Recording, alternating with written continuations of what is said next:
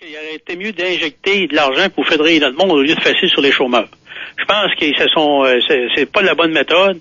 Il va falloir qu'on y trouve des solutions à faire travailler les gens permanents. Effectivement, oui, il faut dire qu'il y a des gens, c'est pas normal qu'on fait venir des travailleurs étrangers pour venir faire nos jobs ici. Ça, je vous l'accorde. Ben oui. Mais une chose est certaine aussi, c'est quand vous avez parlé tout à l'heure qu'il y a des gens qui profitent du système, c'est une minorité, là. Faisons attention à ça. Les gens on choisit pas des travailleurs saisonniers. Le gars qui reste en Gaspésie, qui a un bateau, puis il a 2 employés l'été, puis quand la pêche finit, puis les usines de poisson ferment, ils n'ont pas le choix. Est-ce qu'on va prendre ces gens-là, puis on va les déménager, ça Romaine, puis les faire travailler? C'est là qu'il y a les ridicules dessus, là-dedans. C'est pas normal.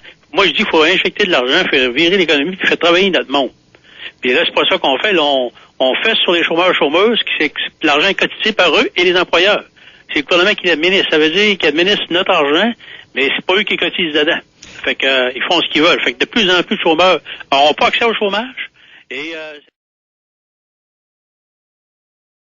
travaillent au moins un salaire convenable qui puisse subvenir à leurs besoins par leur famille. Puis on parle de formation, mais je sais pas si vous avez vu la nouvelle à Sept-Îles puis à Amos, dans les McDo. Ils ont essayé d'offrir 12 piastres de l'heure pour travailler d'un McDo, puis il y a encore personne qui veut travailler là. Ils sont obligés d'aller chercher les travailleurs au Maroc puis aux Philippines. J'ai entendu parler qu'il y avait une chose semblable à Sept-Îles. Ouais. Je l'ai pas vu, j'en ai entendu parler. Ça n'a pas de sens. Ils ont augmenté le salaire. Ils ont dit, on va rendre ça attrayant. Il n'y a pas un Christy de jeune qui veut se botter le derrière pour y aller, puis...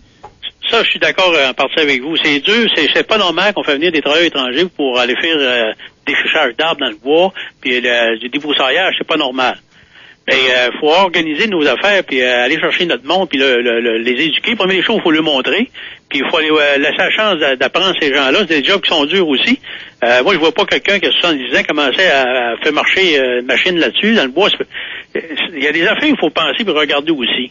Fait que moi, je pense qu'il faut s'asseoir pour regarder l'analyse à chaque province. Chaque province a ses besoins.